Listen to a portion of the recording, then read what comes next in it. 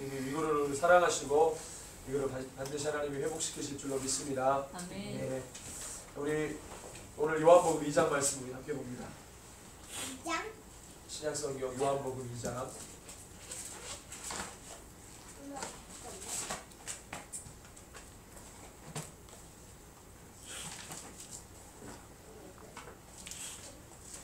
1절에서 25절까지 우리 교독하고 마지막 절을 같이 공독합니다. 1절 제가 먼저 읽습니다. 사흘째 되던 날 갈릴리 가나에 혼례가 있어 예수의 어머니도 거기 계시고 예수와 그 제자들도 혼례에 성령을 받으니 포도주가 떨어진지라 예수의 어머니가 예수에게 이르되 저들에게 포도주가 없다 하니 예수께서 이르시되 여자여 무슨 상관이 있느니까 내 때가 아직 이르지 아니하였나이다. 그의 어머니가 하인들에게 이르되 너희에게 무슨 말씀을 하시든지 그대로 하라 하니라. 거기에 유대인의 정결 예식을 따라 두세 통 되는 고랑이 6개 예수께서 그들에게 이르시되 항아리에 물을 채우라 하신즉 아귀까지 채우니 이제는 떠서 연회장에게 갖다 주라 하시매 갖다 주었더니 연회장은 물로 된 포도주를 맛보고도 어디서 났는지 알지 못하되 물 떠온 하인들은 알더라. 연회장이 신랑을 불러 말하되 사람마다 먼저 좋은 포도주를 내고 취함에 낮은 것을 내고는 그는 지금까지 좋은 포도주를 두었다 하니라.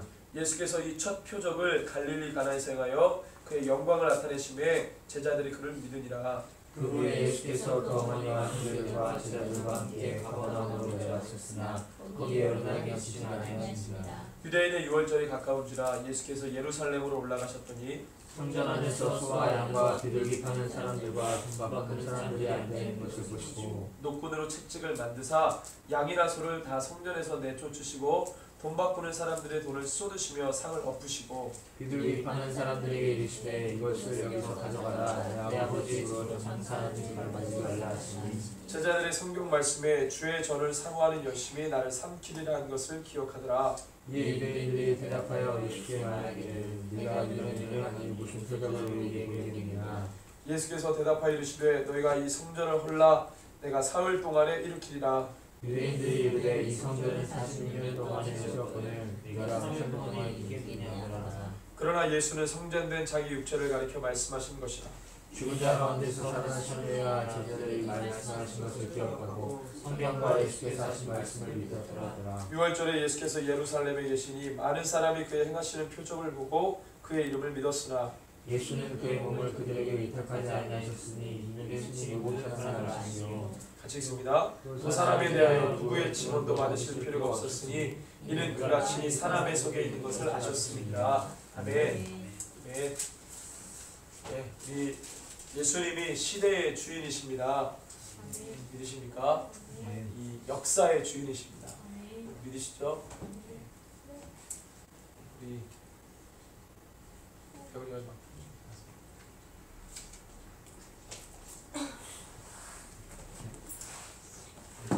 자매하고 사고가 있으니까 열받는 것 같고. 할렐루야. 우리가 지난번부터 요한복음 말씀을 우리가 보기 시작했는데요. 흐름이 있습니다. 일단은 사도 요한이 예수님에 대해서 증언을 하고 싶었어요. 요한계시록을 받고 요한계시록은 하나님께서 모든 교회들에게 예수 그리스도가 어떤 일들을 행하시는지 그분의 행하심에 대해서 계시록에서 보여주시고 그 다음에 이 사도 요한이 이 땅에서 예수님께서 오셔서 어떤 일들을 행하셨는지 그것을 사도 요한이 복음서를 통해서 알려줍니다. 그러니까 계시록 같은 경우는 승천하신 예수님께서 어떤 일을 하고 계시는지 그 하늘에서 뭔 일을 하고 계시는지 그 부분을 하나님께서 사도 요한에게 계시를 해줬다면 이 복음서를 쓰는 것은 이 땅에서 예수님이 어떤 일들을 행하셨는지 그것이 요한복음과 계시록 이 땅에서 행하신 예수님과 그 다음에 너희를 위해 처소를 예비하러 가신다고 말씀하셨던 예수님 말씀처럼 그곳에 가셔서는 어떤 일들을 행하시는지 이것이 통해야 되는데 그런 관점에서 사도 요한이 요한복음을 쓰게 되죠. 그래서 첫 시작의 선포가 태초에 말씀이 계시니라 라고 선포합니다. 이 말씀이 하나님과 함께 계셨다. 이 말씀은 곧 하나님이시라. 여기서 말씀은 예수 그리스도를 이렇게 표현하고자 하는 것인데 그 예수님이 처음부터 계셨다. 그러면서 이 모든 창조와 모든 피조물들을 예수님과 함께 동참하며 그 사역들을 이루셨다. 그러니까 알파와 오메가라고 하는 처음과 나중, 시작과 끝이라고 하는 예수님의 그 놀라운 역사 가운데의 사역들을 이 사도 요한은 얘기하고 싶었던 거예요. 비단 복음서 안에 갇혀진 예수님이 아니고, 비단 3년 반 동안에 사역하신 예수님이 아니고, 전 역사를 통틀어서 주인 되시고 섭리하신 예수님을 소개하고 싶었어요. 그래서 아주 다른 복음서와는 좀 다르게 차별되게 사도 요한은 좀 거창하게 시작합니다. 그리고 이제 흐름이 오면서 빛이 왔는데 어둠이 깨닫지 못했다. 이게 이제 1장의 주 테마였어요. 그 다음에 그 빛을 증언하는 데 있어서 세례 요한이 쓰임 받죠. 그 다음에 오늘 2장 말씀, 그 다음에 이제 제자들을, 예수님 제자들을 이제 이렇게 세우시는 거죠. 마치 뭐처럼 세례 요한처럼, 예수님이 오실 길을 예비하는 세례 요한처럼, 빛을 증언하는 세례 요한처럼. 그렇지만 제자들을 만드실 때는 제자들은 빛에 대해서 증언하는 게 아니라 누굽니까? 빛이라고 말씀했어요. 조금 다르지만 역시 그 제자들은 누구의 길을 예배해요? 다시 오실 예수님을 예비할 자들이죠. 그러니까 기능은 똑같아요. 기능은 세례 요한처럼 준비하고 예비할 자고, 그의 길을 첩됨을 준비할 자인데 존재가 달라진 거예요. 세례 요한은 예수님에 대해서 증언하는 자이고, 이 빛에 대해서 증언하는 자이고, 이 사도들은 뭐예요? 그 이후로 나오는 사도들과 교회들은 빛이라고 말씀하시죠. 존재 자체가 달라졌지만 기능은 똑같아요. 그리고 난 다음에 오늘 2장에 보면은 가나안의 혼인잔치가 나오는데, 이게 서막을 이 사도 요한이 빛이 와서 못 깨달았는데 증언할 자와 예배할 자들을 딱딱 두시고, 그 다음에 나오는 게 2장에 예수님이 이 땅에 오셔서 달라졌어요. 그죠? 예수님이 이 땅에 오시니까 구약의 모든 것들이 새롭게 갱신되고 완전히 완성이 되고 마침이 되는데, 그것을 빛이 왔으니까 어둠에게 빛이 왔다는 것을 알려야 되잖아요. 어둠의 시대에 빛이 왔다는 것을 알려야 되잖아요. 뭔가 달라졌다는 것을 알려야 되잖아요. 그 첫 표적이 바로 가나안에서 이 물로 포도주를 만든 사건이에요. 이 사건은 뭐냐면 단순하게 물을 포도주로 만든 능력의 사건이 중요한 게 아니고, 이것을 통해서 알려주고 싶었던 것은 예수님이 이 땅에 와서 완전히 달라졌다, 판 자체가 완전히 갱신됐다는 걸 알려주고 싶었어요. 그러니까 정결법에 따라서 물을 담아놓은 항아리를 왜 갖다 놨냐면, 원래 유대인의 풍습에 손님들이 오면은 뭘 씻어요? 뭘 씻겨요? 유대인의 정결법에 따라서 손과 발을 씻어야 돼요. 그것 때문에 손님들이 오니까 이 물이 든 항아리를 갖다 놓은 거죠. 이게 정결법이라고 하는 것은 무엇을 상징하는 거겠습니까? 율법이거든요. 이 유대인들이 지켜왔던 율법을 상징화했던 게 정결법에 따라 물을 항아리를 갖다 놨다는 거예요. 근데 이것이 변화에 뭐가 됐습니까? 포도주가 됐어요. 여러분, 포도주는 어떤 걸 상징합니까? 그냥 맛있는 거 먹어라, 맛있는 걸 마셔라, 예수님이 섬겨주신 거예요. 잔치에서. 포도주가 없으니까 예수님 능력이 있으니까 내 능력으로 해가지고 손가락 딱 집으니까 포도주가 된 거죠. 그렇죠? 뭐 이런 식으로 내 능력을 상황적으로 필요하니까 주님의 능력을 쏟으신 거예요. 보여주신 거 아니에요.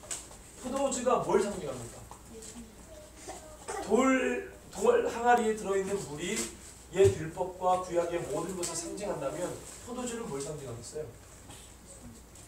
예수님의 보혈이겠죠. 그러니까 이 포도주는 뭘 상징해요? 예수님을 상징할 수 있는 거죠. 예수님이 빛이 와서 모든 판을 다시 새롭게 뒤집고 새롭게 하는 것임을 이 첫 사역을 통해서 보여주는 거예요. 달라졌어. 선포하는 거예요. 야, 달라졌어. 마치 이게 무슨 안 좋은 게 변해서 좋은 게 된 것처럼, 연약한 게 변해서 완전하게 된 것처럼, 그게 아니고 뭐예요? 예수님이 이 땅에 오셔서 판 자체가 달라졌다는 걸 보여주는 거예요. 자, 오늘 말씀해 보면은, 자, 이 대화 속에서도 그게 발견이 되는데, 자, 우리가 좀 읽을 때 그냥 딱 느낌이 안 와닿는 구절이 있어요. 뭐냐면, 자, 3절에 보니까 포도주가 떨어진지라 예수의 어머니가 예수에게 이르되 저들에게 포도주가 없다 하니 예수께서 이르시되 여자여 나와 무슨 상관이 있나이까? 그 다음에 같이 읽어봅시다. 시작. 내가 아직 이르지 않았나이다. 이거 여러분들 읽으면서 이게 무슨 내용인지 캐치가 됐어요? 왜 엄마가 이렇게 얘기했고 아들이 이렇게 대답을 했는지. 중요한 거는 여자여, 이게 중요한 게 아니고요, 내 때가 아직 이르지 않았다라고 하는 부분이 중요해요. 자, 이게 어떤 의미일까요? 자, 포도주가 필요했어요. 잔치집에 뭐가 필요해요? 잔치집은 원래 뭘로 비유가 돼요? 성경에서 잔치집, 천국을 비유하죠. 자, 금식 논쟁할 때 나중에 우리가 쭉 우리 복음서 보면 금식 논쟁할 때 어떤 논쟁이 붙습니까? 다른 사람들은 이 유대 전통에 따라서 금식하잖아요. 1년에 5번. 원래 율법에 명한 바 금식은 1년에 몇 번 합니까? 원래 모세 율법에 한 번으로 되어 있어요. 대속죄일 날 한 번. 나머지 4번은 유대 전통에 의해서 만든 거예요, 사람들이. 그러니까 예수님은 모세 율법에 따라서 대속죄일 때 한 번 뭐예요? 금식하면 되는데 얘네들은 전통에 따라서 모세 율법을 지키는 게 아니라 사람들의 전통에서 역사 전통에 의해서 만들어진 금식을 지키고 있었어요. 그럼 다 금식하는데 누구만 금식 안 해요? 예수님의 제자들만 금식 안 하는 거예요. 그러니까 금식하는 입장에서는 불경스럽게 보였어요. 종교적으로 뭔가를 지키지 않는 이 불안당 같은 사람들로 보였어요. 그래서 어떻게 합니까? 우리는 금식하는데 왜 예수님의 제자 너희는 금식하지 않냐? 그때 예수님이 뭐라고 그러죠? 손님들이 신랑과 같이 있으면 금식할 이유가 있어요? 없어요? 없죠. 언제 금식해요 그러면? 예수님 대답할 때 그러나 금식할 날이 이르리니 신랑이 빼앗길 때 그때 금식한다 그랬어요. 혼인집 잔치가 막 벌어져요. 신랑이 같이 있을 때는 금식할 이유가 있어요? 없어요? 없죠. 자, 그 혼인집을 비유할 때는 늘 주님과 뭔가 함께하고 하나님의 나라에 대해서 비유할 때 그걸 비유 써요. 주님과 함께 있을 때는 기쁘잖아요. 그죠? 혼인집 잔치에 뭐가 떨어졌어요? 포도주가 떨어진 거예요. 자, 포도주가 떨어지니까 그 포도주가 떨어진 것을 뭘로 비유합니까? 뭘로 우리에게 어떤 영적인 해석을 주죠? 주님에 대해서 갈급한 거. 그 사람들은 몰라요. 실제 잔치를 막 벌이고 있는 사람들은 몰라요. 이걸 예수님께서 영적으로 풀어주는 거죠. 이게 어떤 상황인지. 그러니까 필요하니까 뭘 구해요? 포도주를 구하는 거죠. 그래서 뭘 해요? 포도주가 없는데 포도주를 만드시죠. 자, 이 포도주가 뭘 상징하냐면 요한복음 7장 한번 볼까요?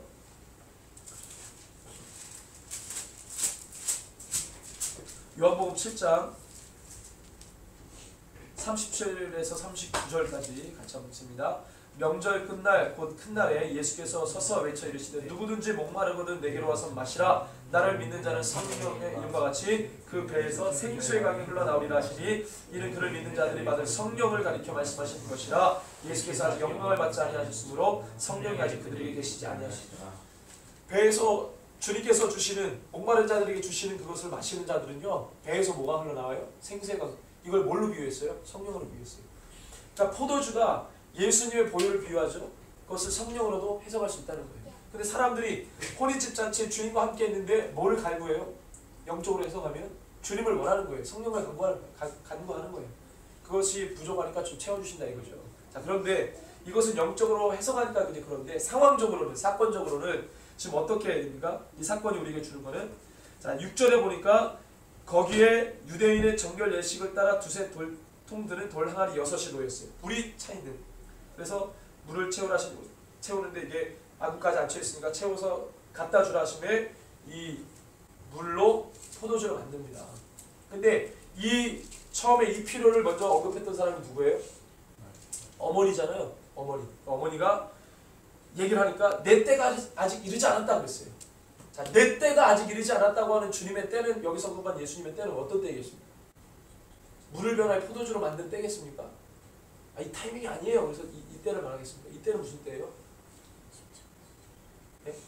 그죠? 십자가를 지시는 때죠. 그죠? 십자가를 지시는 때를 말하는 거예요. 그때 진정한 뭐가 흘러나와요?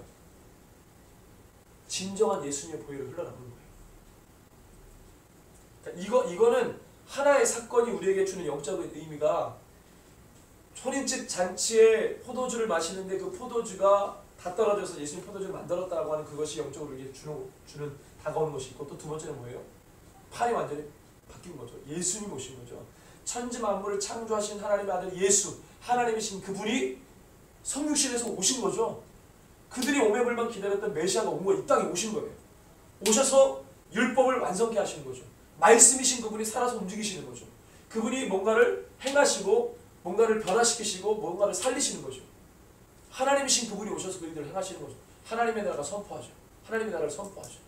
그러니까 모든 게 내가 글로만 접해왔던 그 모든 구약의 것들이 들어왔던 모든 것들이 이제는 뭐예요? 살아서 움직이는 것들을 보는 거예요.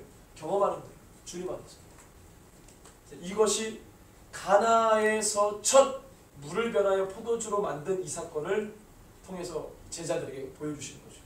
그래서 뭐라고 그 사도 요한이 적습니까? 자, 11절에 보니까 예수께서 이 첫 표적을 갈릴리 가나에서 행하여 그 영광을 나타내심에 제자들이 그날 뭐라고 합니까? 그를 믿으니라. 이 고백이 어디에만 나와요? 요한복음밖에 안 나와요. 가나안의 혼인잔치 사건을 어디서만 기록합니까? 요한복음서에만 기록해요. 다른 복음서 안 나와. 근데 사도 요한이 이 첫 기적을 통해서 뭐예요? 사도들이 그때 예수를 믿었다. 그게 다 고백하고. 여러분들 뭐 풍랑을 잔잔케 하시는 이 사람이 어떤 사람이길래 바다도 잔잔케 하냐? 그때도 잘 못 믿었어. 오병이어 바뀔 때도 못 믿었어. 근데 사도 요한은 이 가나에서 첫 표적을 통해서 사도들이 다 믿어버렸다고 증언해버려요. 그 다음에 13절부터 성전 정화가 나오는데 성전 정화가 무슨 의미입니까? 원래는 다른 복음서에는 성전 정화가 몇 번 나와요? 한 번 나와요. 예수님 예루살렘 들어가실 때 성전 정화. 근데 지금 여기서 요한복음에서 나오는 성전 정화는 예수님의 첫 공생애사의 첫 사역하실 때 지켰던 유월절, 고 유월절 지키려고 갔던 그 첫 뭐예요? 예루살렘 성전을 가셔서 정화하시는 부분이에요. 그러니까 학자들은 성전 정화를 몇 번 하셨다고 보는 거예요? 2번 내지 3번 이상, 2번 내지 3번 하셨다고 봐요. 네, 사도 요한복음서를 통해서 보면 다른 공간복음서를 통해서 보면 한 번 한 걸로 되어 있지만 이 요한복음에는 유월절이 3번 나오니까 첫 번째 유월절을 가셔서 예수님의 성전을 둘러엎으시죠. 자, 이것이 표적을 언급합니다. 18절에 보니까 예수님이 완전히 둘러엎으시고 18절에 이 유대인들이 대답하여 예수께 말하기를 너가 이런 일을 행하니 무슨 표적을 우리에게 보이겠느냐.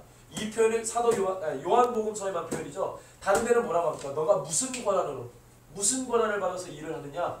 그죠? 그렇게 나오죠. 마태, 마가, 누가는. 근데 요한복음이 이렇게.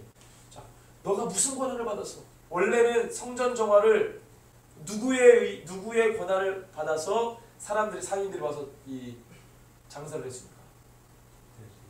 대제사장 종교 권력자들에게 위임받아가지고 이렇게 커미션 좀 주면서 해가지고 이제 했단 말이죠.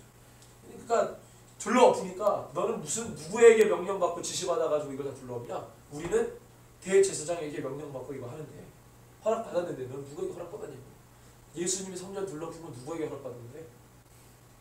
하나님이신 그분이 누구에게 허락받아? 성전 둘러엎으면서 요한복음에는 이렇게 고백했지만 원래 다른 복음서에는 뭐라고 되어 있습니까? 내 집은 뭐하는 집이다? 만민이 기도하는 집이다. 이것이 이사야에서는 뭐라고 되어 있다고요? 내 집은 만민을 위해 기도하는 집이다. 그죠? 솔로몬이 성전 짓고 성전 기도 그 봉헌 기도할 때 뭐라고 합니까? 모든 여기 예루살렘에서 예루살렘 성전에서 기도하는 사람도 주님의 기도를 들으시고 다른 열방에서 예루살렘을 향해서 보고 기도한 사람도 그 기도를 들으시고 유대인의 기도도 들으시고 혹시 이방인이라도 예루살렘을 향해서 기도하면 들으시고 이게 다 솔로몬이 성전 봉헌 기도할 때 기도했던 거잖아요. 그게 뭐예요? 그때 하나님과 그렇게 약속해버린 거예요. 누구든지 예루살렘을 향해서 기도하면 내가 듣겠다는 거죠. 이 성전은 뭐예요? 만민이 와서 주를 향해 기도하는 그 집이라는 거예요. 근데 전에는 이 성전이 어떻게 쓰여졌어요? 종교의식하는 거예요. 종교의식하는 거예요. 성전의 기능이 여러분들 옛날에는 모세 성막이었을 때는 모세 성막 전에는 회막이 있을 때 모세가 회막 안에서 뭐 했겠어요? 성막 짓기 전에 성막을 막 짓고 있을 때 성막 안에 못 들어가니까 아직 공사 중이니까 어디 지나고 떨어진 회막을 만들어 놓고 그 회막에서 뭐 했겠어요? 하나님과 뭐 했다 그래요? 대화했다 그러잖아요. 대화. 원래 성전 성막은 무슨 기능이에요? 종교의식하는 게 아니라 하나님과 교제하고 하나님께 기도하는 곳이에요. 그래서 솔로몬 성전 만들 때 솔로몬이 다윗이 설계한 그 성전은 뭐였습니까?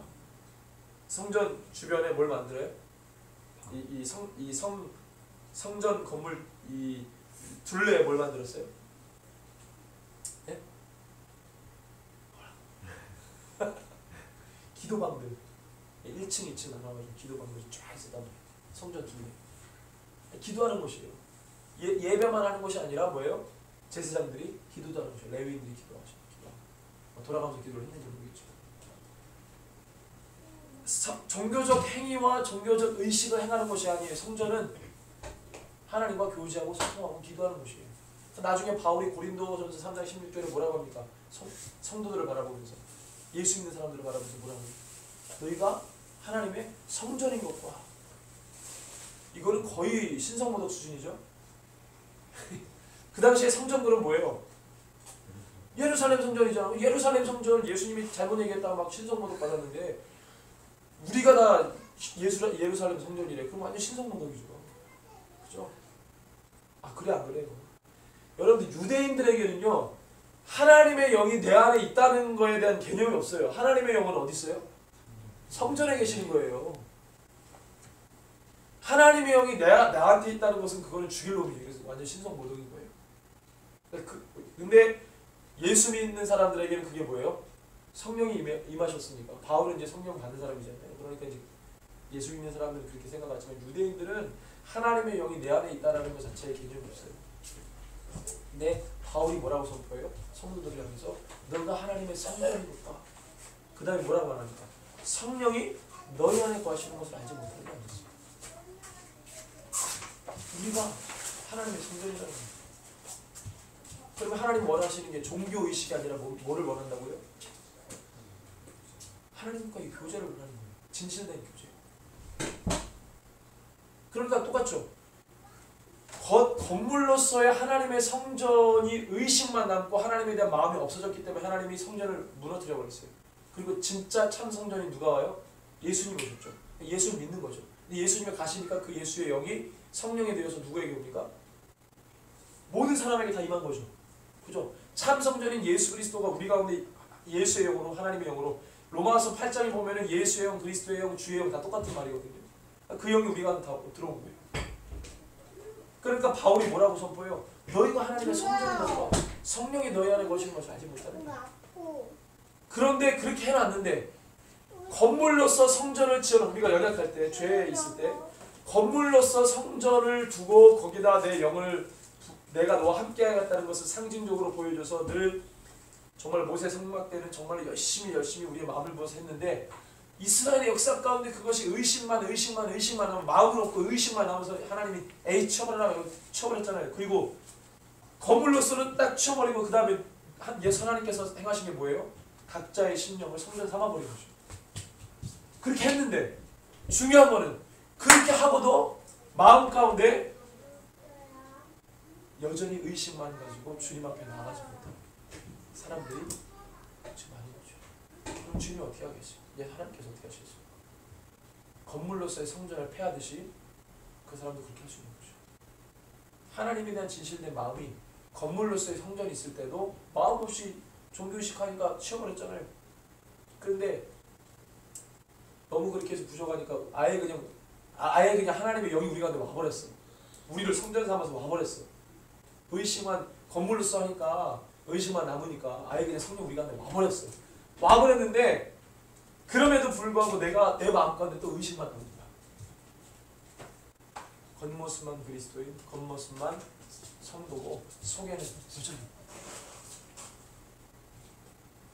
그러니까 이 성전 정화, 지금도 우리 가운데 뭐예요? 이 하나님께서 오셔서 우리 가운데 성전 정화를 계속 명하시는 거죠. 깨끗이 하시는 거죠. 그렇죠?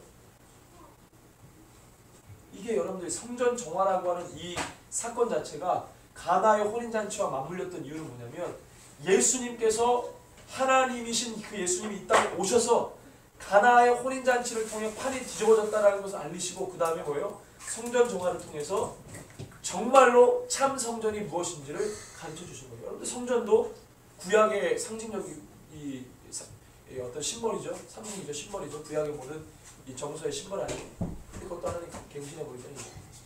갱신해. 그래서 뭐라고 합니까? 대화를 통해서 알 수 있죠. 표적을 우리에게 보이겠느냐 그랬더니 19절 20절에 예수께서 대답하여 이르시되 너희가 이 성전을 헐라 내가 사흘 동안에 일으키니라. 여러분들 생각하면서 보면 하나님의 마음에는 저 성전이 성전이에요? 아니에요? 아닌 거예요. 그러니까 헐어버린다고 그러지. 그랬더니 엉뚱한 대답하잖아요. 20절에 유대인들이 이르되 이 성전은 46년 동안에 지었는데 너가 3일 동안에 어떻게 이거를 다시 세우겠느냐. 그러나 예수는 성전된 자기 육체를 가리켜 말씀하신 것입니다. 제자들도 이때 몰랐어요. 이게 무슨 말인지. 근데 언제 알았다고요? 사도 요한이 쓰죠. 그 다음에 후기식으로 22절에 단 거예요. 21절까지는 팩트예요. 그 상황에서 경험된 팩트인데 22절은 뭐예요? 사도 요한이 그 팩트를 뭐예요?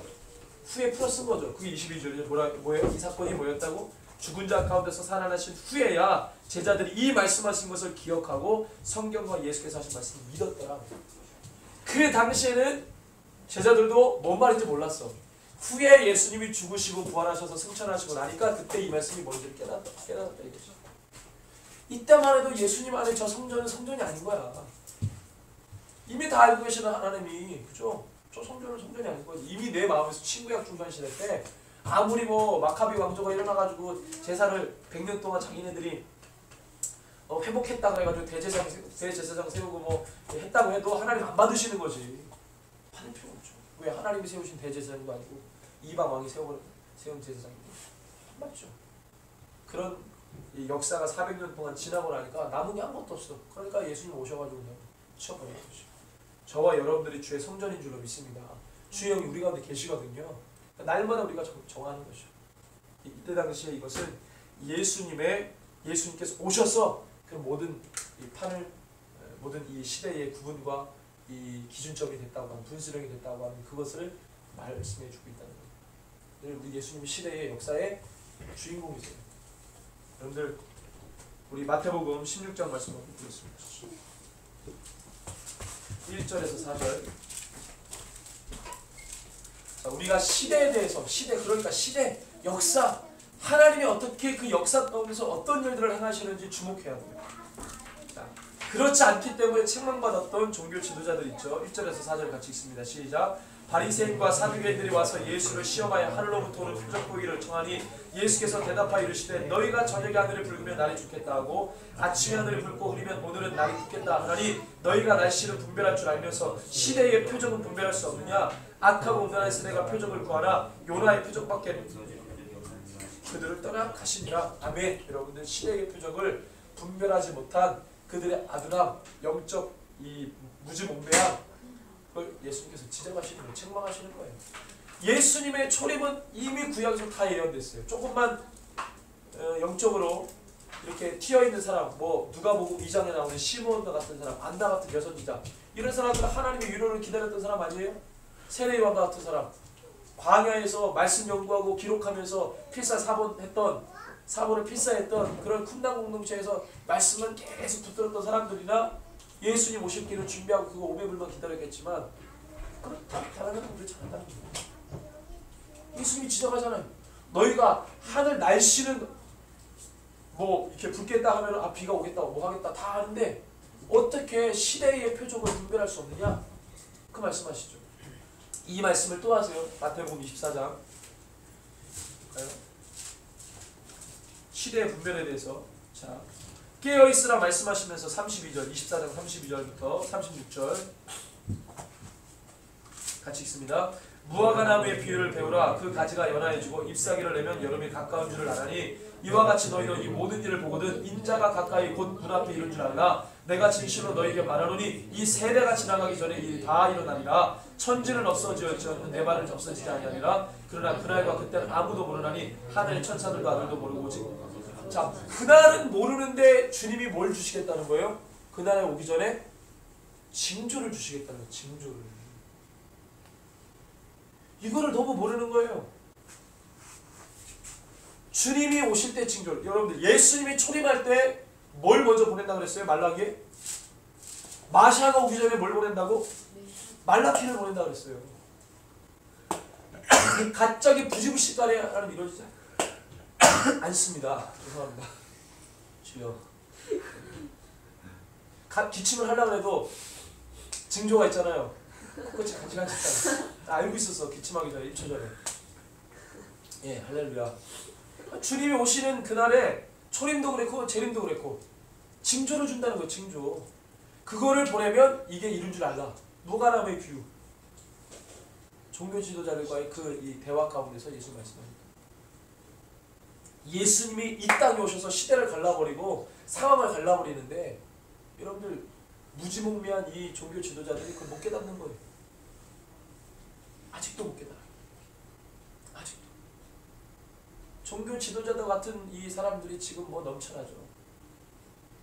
여러분 시대를 놓쳐버리니까 그것 때문에 책망받잖아요. 시대를 놓쳐버리니까. 시기를 놓쳐버리고. 그래서 우리가 날마다 어떻게 해야 됩니까? 그날이 오게 되는 것에 대해서 징조를 바라보며 기도하고 기도하는 거죠. 그때는 아무도 몰라요. 아무도 몰라요. 그렇지만 징조를 주시겠다는 거예요. 그래서 여러분들 마태복음 25장에 열처녀 비유에서 알려주는 게 뭡니까? 그 24장 종말장과 25장의 그 모든 비유장이 말하는 게 뭐예요? 24장 종말이 있다. 25장 준비해라 이거예요. 그러면 우리가 준비해야 되는데 준비하는 시간 2000년 동안 준비했어요. 준비를 잘했습니까? 여러분들 평가 분석해보면 2000년 동안 교회가 준비 잘했습니까? 그죠? 생각해보니까 별로 준비를 못한 것 같죠. 역사를 알면, 교회 2000년의 역사를 알면 초기 교회 교부 한 100년은 반짝 열심히 잘했고 한 AD 4세기까지는 정경 막 형성이 되고 그때까지는 뭐 이단하고도 막 싸우면서 이 하나님의 귀한 말씀을 수호하려고 했던 그 몸부림이 거의 AD 4세기까지 그 이후로는 완전히 뭐 AD 4세기면은 여러분들 로마가 313년에 기독교를 국교로 공인했지만 그 이후 100년이 지나서야 모든 로마의 사람들이 기독교를 국교라고 인식했어요.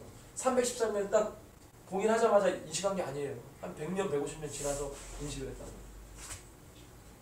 콘스탄틴 대제가 인정을 했는데도 불구하고 이게도 제자들이 계속 진행이 됐었어요. 계속 진행이 됐어. 100년, 150년 후에 가야 이 로마 안에 있는 모든 사람들이 기독교가 국교구나 보편적으로 인식이 됐죠. 그때쯤에 막 이단들과 엄청난 논쟁을 붙고 있으려고 했던 그때 말고는 교회가 카톨릭 교회가 되고 제도화되고 조직화되면서 너무 타락했죠. 2000년 동안 약 1500년 동안 중세를 거치고 근대를 거치며 지금에 이르기까지. 여러분들 난리와 난리 소문이 첫 번째 난리는 전쟁이라고 그랬죠. 그 뒤에 난리는 뭐예요? 잡단 그런 여러 가지 어떤 이 논리의 난리들, 이성과 합리와 이 사고의 난리들, 이런 것들이 막 사람들의 마음을 혼란하게 만들고 어렵게 만들고 그런 것들이 마지막 시대에 엄청나게 일어난다. 지식이 왕래한다고 했어요. 엄청나게 빠르죠. 그러니까 지금 성경을 우리는 성경을 통해서 하나님의 뜻을 아는데 성경을 통해서 우리가 시대를 분석하고 보면 우리가 하나님 앞에 더 간절한 마음으로 기도하고 준비하는 이때가 바로 그때라는 것을 알 수밖에 없는 거죠. 그래서 우리가 열심히 캠퍼스를 다니면서 하나님의 군대를 모으고 있는 것입니다.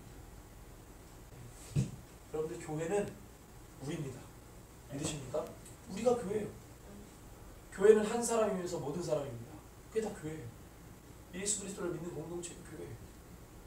그러니까 캠퍼스마다 캠퍼스 처치를 세우는 거죠. 하나님의 교회를 세우는 거죠. 믿는 아이들이 모여서 정기 모임하면서 예배하고 교회인 거죠. 교회인 거죠. 이 믿는 자들이 모이면 그 교회 아니에요. 캠퍼스마다 교회가 있는 거죠. 개척하는 거죠. 그 학교가 미션 스쿨인지 아닌지는 상관없이 믿는 자들이 모이면 교회가 되는 거죠. 모일 때 강력한 힘을 발휘해요. 모일 때. 여러분들 사도행전에 바울이 혼자 사역한 것 같죠? 바울의 팀 사역이었어요. 팀. 같이 다녔어요. 같이. 움직이는 교회. 움직이는 교회. 할렐루야. 우리가 교회입니다. 우리가 캠퍼스를 변화시켜야 될 줄로 믿습니다. 바울로서 우리의 삶의 모든 것을 주님 앞에 변화시키고 이 시대와 세대를 함께 중보하고 기도할 줄 아는 거룩한 하나님의 사람들이 되기를 원합니다. 83초 이 땅의 동가서 남은 가구 우리 함께 찬양하며 기도하겠습니다. 함께 이 지역과 캠퍼스와 민족과 열방을 올려드리며 함께 고백하며 찬양합시다. 이 땅의 동다사랑가구.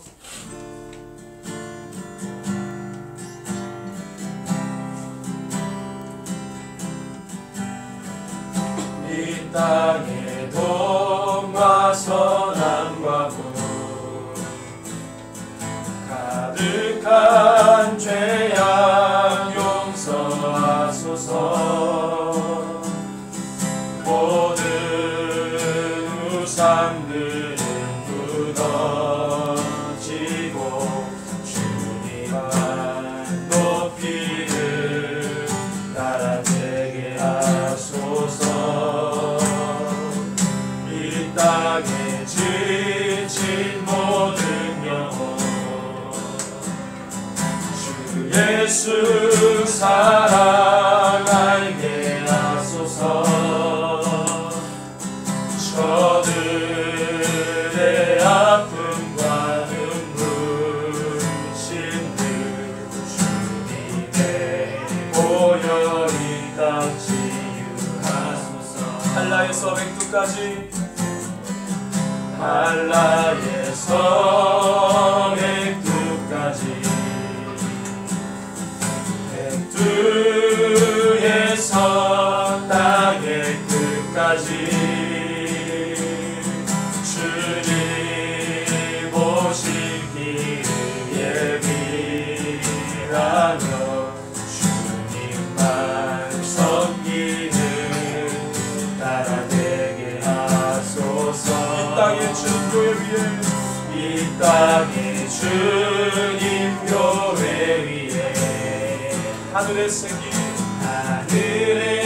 생기 부어주소서. 열방을 치유하는 열방을 치유하는 주 주님의 군대 일으켜주소서.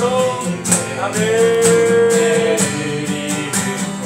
함께 선포하며 고백합시다. 성령의 새바람 성령의 새바람 이 땅에 불어옵소서.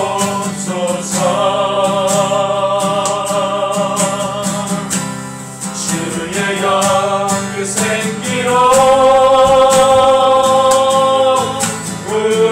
우리를 다시 살리사 이 땅에 하나님 영광 원하는 그런 나라가 되게 하소서. 열방에 하나님 영광 비추는 그런 나라가 되게 하소서. 한라에서 백두까지 한라에서 백두까지 백두에서 땅의 끝까지 주님 오시기를 예비하며 주님만 섬기는 나라 되게 하소서. 이 땅의 주님 교회 위에 하늘의 생기 부어주소서.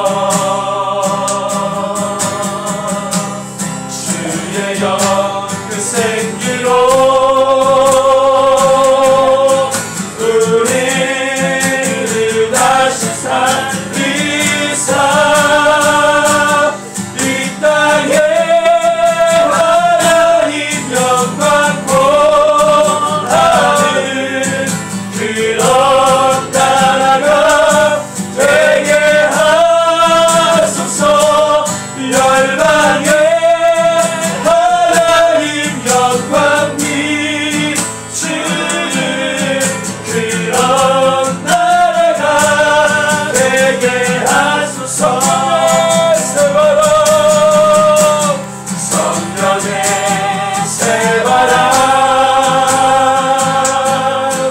이 땅에 불어오소서 주의 영 그 생기로 우리를 다시 살리사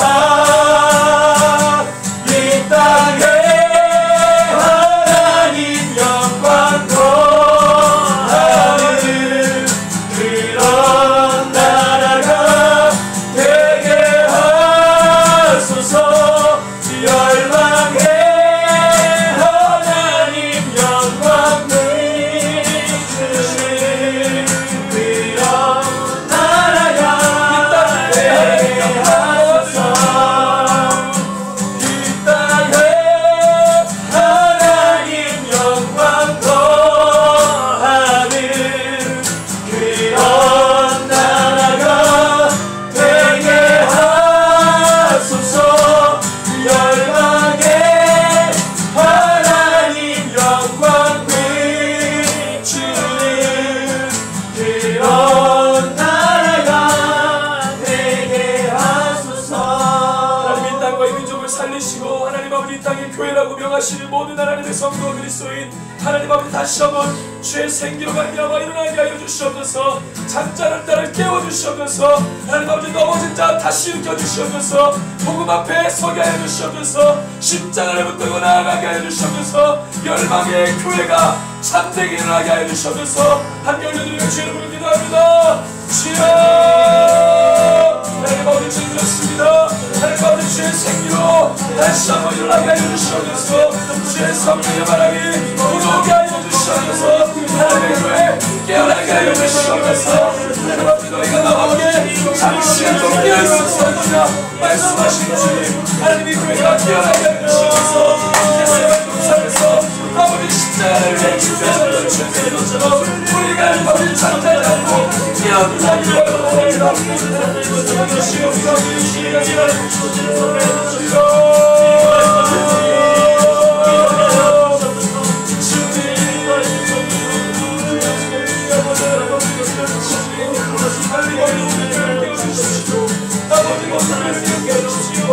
아버지 시작할 생각이 마음이며 아버지 주님 앞에 아버지 모든 나라를 나아가니 하나님의 교회 아버지 땅에 속주하는 수 있는 게 해주십시오. 아버지의 자를 거기로 받으시기 바랍니다. 우리 한번을 기도할 때에 우리 한국교회를 다시 한번 올려드리며 기도하십시다. WCC 하나님 아버지 정말로 함께할 수 없는 하나님 아버지 그 영적인 음란함과 더러움이 하나님 한국교회를 넘쳐나고 있습니다. 하나님 아버지 우리가 결과는 어떻게 될지 모르지만 하나님 아버지 그 단체가 가지고 있는 하나님 아버지 그 악함들을 우리가 이미 알고 있습니다. 그 역사를 알고 있습니다. 주여 하나님 아버지 이 땅에 하나님 아버지 주님 성령이 하나님 아버지 모든 교회 가운데 들어오기를 원하는데 하나님 아버지 그 이스라엘의 더러운 영들이 한국교회를 하나님 아버지 주님 더럽히고 있습니다. 주님 깨어서 하나님 아버지 주님 다시 한번 주의 성령으로 말미암아 깨어나는 한국교회가 되게 하여 주시고 하나님 아버지 주님 정말로 모든 목회자들이 아버지 분명히 일어나게 하여 주시옵소서 하나님의 사랑을 다시 깨어 일어나게 하여 주시옵소서 잠자지 않고 일어나는 한국교회가 되게 하여 주십시오. 우리 함께 한국교회를 다시 한번 올려드리며 주의 이름으로 기도하십시다. 주여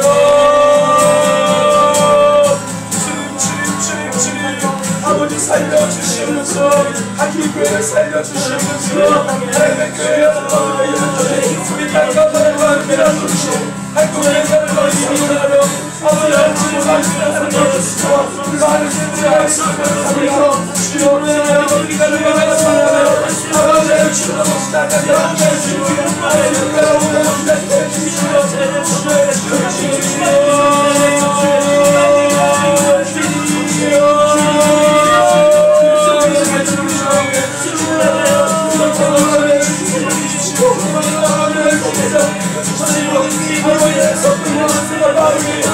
세상 걸어보니까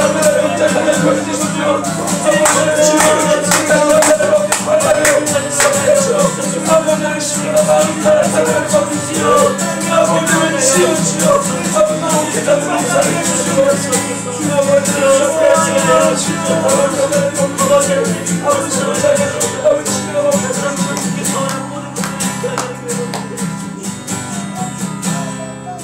도와주라. 교회 사자에게 편지하라. 그들이 불꽃 같고 그 발이 빛난 주석과 같은 하나님의 아들이 이르시되 내가 내 사업과 사랑과 믿음과 섬김과 인내를 하노니 내 나중 행위가 처음 것보다 많도다. 그러나 내게 책망할 일이 있노라. 자칭 선지자라는 여자 이세벨을 너가 용납함이니 그가 내 종들을 가르쳐 꿰어 해금하게 하고 우상의 재물을 먹게 하는도다. 또 내가 그에게 회개할 기회를 주었으되 자기의 음행을 회개하고자 하지 아니하는도다. 볼저다 내가 그를 침상에 던질 터이요 또 그와 더불어 가늠하는 자들도 만일 그에게 회개하지 아니하면 큰 한란 가운데 던지고 내가 사망으로 그의 자녀를 죽이리니 모든 교회가 나는 사람의 뜻과 마음을 살피는 자인 줄 알지라. 내가 너희 각 사람의 행위대로 갚아주리라. 이 시간에 다시 한번 기도할 때 하나님 주님 다시 한번 우리 가운데 궁리 여겨 주시옵소서. 하나님 우리가 마음을 돌이키고자 합니다. 우리가 하나님 모든 악함과 모든 더러움들에 대해서 우리가 하나님 마음을 돌이키고 주님 앞에 나가고자 합니다. 하나님 아버지 내가 하나님 아버지 주님 하나님 아버지 그 모든 하나님의 그 뜻 가운데 온전히 나아가지 못하였음을 회개합니다. 하나님 아버지 주님의 마음을 품지 못하였음을 회개합니다. 하나님 아버지 세상과 타협하며 주님의 뜻을 하나님 아버지 이루어지지 못한 것에 대해서 우리가 회개합니다. 한국교회 전체가 회개하며 주님께 돌아오게 하여 주시옵소서. 하나님 아버지 하나님께서 말씀하실 때 말하게 하시고 순종하며 돌아오는 하나님 아버지 거룩한 한국교회가 되게 하여 주십시오라고 우리 한 번 더 이 교회 올려드리며 함께 주의 이름으로 기도합니다. 주여 하나님 아버지 주님과 회개합니다. 하나님 아버지 우리가 저지른 하나님 아버지 그 악함과 그 모든 죄들을 회개합니다. 하나님 아버지 주님 우리가 많은 수고를 해야했으나 우리가 100년 동안의 많은 일을 해야했으나 하나님 아버지 주님 마지막 때에 하나님 이사벨의 영광을 빌어서 우리가 행복하고 우리 종들을 타락하게 만들었습니다.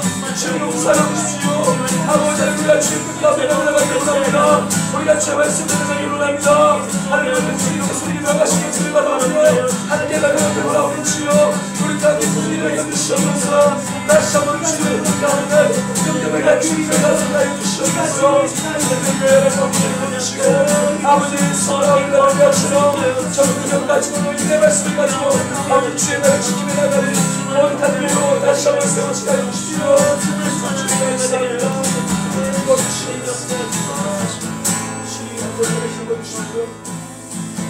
모든 캠퍼스를 올려드리며 다시 한번 기도하십시다. 하나님 우리 속초 경동대와 또 영월의 세경대와 또 삼층의 가운데가 있습니다. 하나님 아버지 모든 캠퍼스 가운데 그리스도의 푸르른 계절에 오게 하여 주시옵소서. 세상 가운데 공허에 가득 찬 청년들의 마음을 다시 한번 예수의 복음의 능력으로 채워 주시옵소서. 진리가 들어가게 하여 주시옵소서. 진리로 세움 받고 살아나게 하여 주시옵소서. 화만한 세월 보내지 않게 하여 주시고 때를 아끼는 청년들이 되게 하여 주시며 거룩한 날에 아버지 거룩한 옷을 입고 아버지 진리와 연신하며 새벽 일수가 같은 주의 청년들이 주께 나오는 역사를 보게 해달라고 우리 모든 캠퍼스 올려드리며 주의 이름을 기도하십시다. 주여 아버지 하나님 그렇습니다. 아버지 그날을 그려보게 하여 주시옵소서. 아버지 우리 부의 때를 그려보게 하여 주시옵소서. 100년 전에 여러분 세계 가운데 캠퍼스 부르시고 아버지는 그대 많은 청년들이 열방으로 나아갔던 것같이 우리가 열방 주의 캠퍼스 부르는 다시 이렇게 나갑니다. 아버지 캠퍼스 부르는 이상을 하여 주십시오. 말씀으로 부전하는 청년들 말씀으로 맛있게 하는 청년들 말씀에 힘들어하는 청년들로 이를 세워 주시옵소서. 말씀에 지원하기 바랍니다. 말씀에 전쟁하기 바랍니다. 기록한 말씀을 붙잡고 나가기 바랍니다.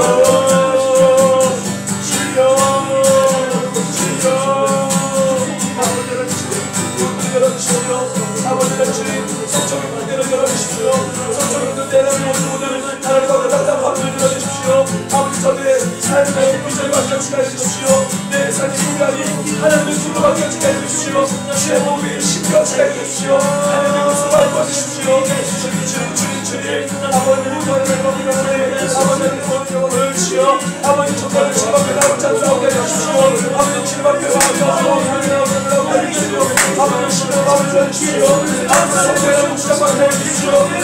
성령의 성령을 주십시오. 시험의 마음으로 한정하게 주십시오. 주의 법을 주시기 바랍니다.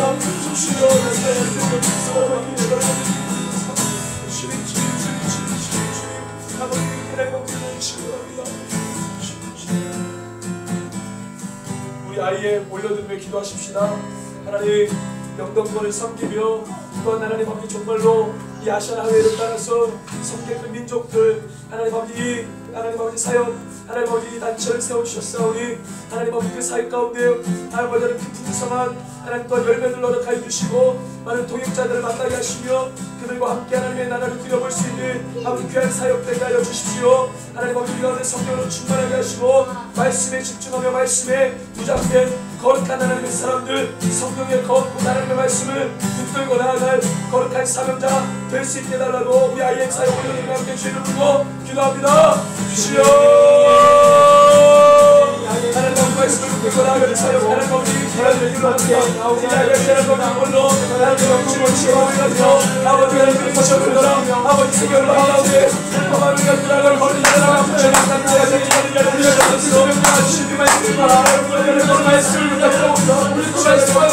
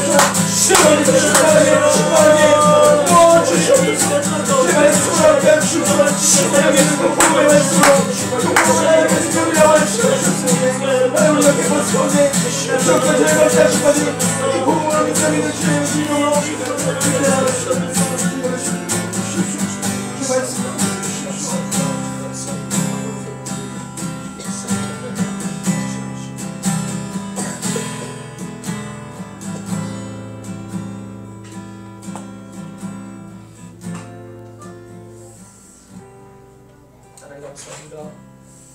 하나님 마음을 모아서 이 구원의 유일한 소망 되신 예수 그리스도 그분의 이름을 부르고 하나님의 소망과 꿈과 비전을 함께 말씀으로 나누게 하셔서 감사합니다. 하나님 우리가 교회입니다. 하나님 우리 교회라고 말씀하셨습니다. 음부의 권사가 이기지 못하는 그 강한 교회 천국의 열쇠를 우리에게 주시고 메고프를 모든 권세를 우리에게 허락하신 하나님 그 교회인 줄로 믿습니다. 하나님 우리가 올려드린 우리 열방과 모든 상황 당국 교회 하나님 우리의 삶의 자신 하나님 아버지 그 모든 것을 주님만 올려드립니다. 주여 하나님 아버지 주님 어둠 가운데 빛난 등불처럼 쓰임받게 하여 주십시오. 참된 그리스도의 교회로 하나님 이 어두운 세상 정말 하나님 아버지 거룩함을 드러내고 나타낼 하나님 아버지 거룩한 사역자들로 우리를 사용하여 주십시오. 세상과 타협치 않은 하나님 아버지 교회 종들이 되기를 원합니다. 하나님 마지막 때 부르신 하나님의 거룩한 등대 하나님 아버지 모든 캠퍼스 가운데 일으켜주시고 하나님 아버지 즐거운 헌신함에 나오는 청년 세대가 되게 하여 주시옵소서. 하나님 우리가 그렇게 주님께 헌신하기를 원합니다. 하나님 우리가 세상 돌아보지 아니하고 가장 값진 하나님 아버지 그 귀한 보물을 하나님 아버지 모든 것을 내어주고서라도 취하고 싶은 하나님 아버지 그 보혈을 얻은 자의 심정처럼 우리가 주님의 길을 따라가기를 원합니다. 가장 값진 하나님 아버지 그것을 가지고 나아가기를 원합니다. 주님 우리 가운데 기쁨을 주십시오. 우리 가운데 주의 소망을 허락하여 주십시오. 즐거이 헌신하며 나아갈 아버지 그 담대함과 믿음을 허락하여 주시옵소서. 우리가 주님 부르신 사역자입니다. 주님 부르신 거룩한 세대 청년입니다. 쓰임받게 해주시고 주님 오시는 그날까지 마라나타 아멘 예수 오시옵소서. 아버지 여기서 즐거워하며 기다릴 줄 아는 준비할 줄 아는 거룩한 청년들 되게 하여 주시옵소서. 감사를 드리며 존귀하신 예수님의 이름으로 기도합니다. 아멘. 우리 마지막으로 마라나타 함께 찬양하며 예배를 마치겠습니다.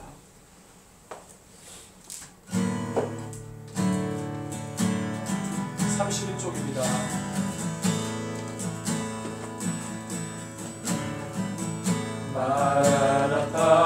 마라나타 주 예수여 어서 오시옵소서. 땅의 모든 끝 주소서. 주를 찬송하게 하소서. 마라나타 주 예수여 어서 오시옵소서.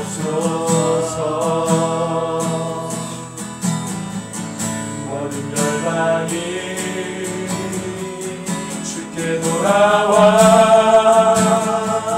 춤추며 경배하게 하소서.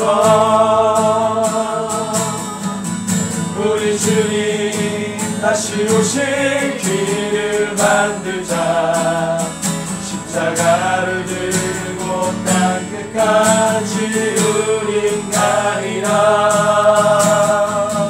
우리 주님 하늘 영광 온 땅 덮을 때 우리 땅 끝에서 주를 맞이해. 마라나타 마라나타 아멘. 주 예수여 오시옵소서. 마라나타 마라나타 아멘. 주 예수여 오시옵소서. 우리 주님 다시 오시옵소서. 우리 주님 다시 오실 길을 만들자. 십자가를 들고 땅 끝까지 우린 가리라. 우리 주님 하늘 영광 온 땅 덮을 때 우리 땅 끝에서 주를 맞으리. 마라나타 마라나타 아멘. 주 예수여 오시옵소서. 마라나타 마라나타 아멘. 주 예수여 오시옵소서. 마라나타 마라나타 아멘. 주 예수여 오시옵소서. 마라나타 마라나타 아멘. 주 예수여 오시옵소서. 아멘. 주 예수여 오시옵소서. 아멘. 주 예수여 오시옵소서. 지금은 우리 구주 예수 그리스도의 크신 은혜와 하나님 아버지의 무한하신 사랑과 성령 하나님의 위로 감동 교통 충만 치유 회복케 하심이 마지막 시대에 주의 거룩한 일꾼으로 살기를 소원하고 결단하는 예배자들 저들의 마음과 헌신과 그 모든 삶 위에 이제로부터 영원토록 함께 계실지어다. 아멘.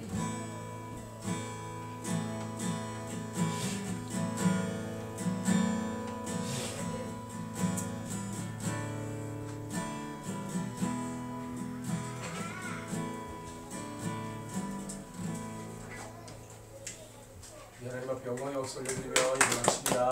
아멘.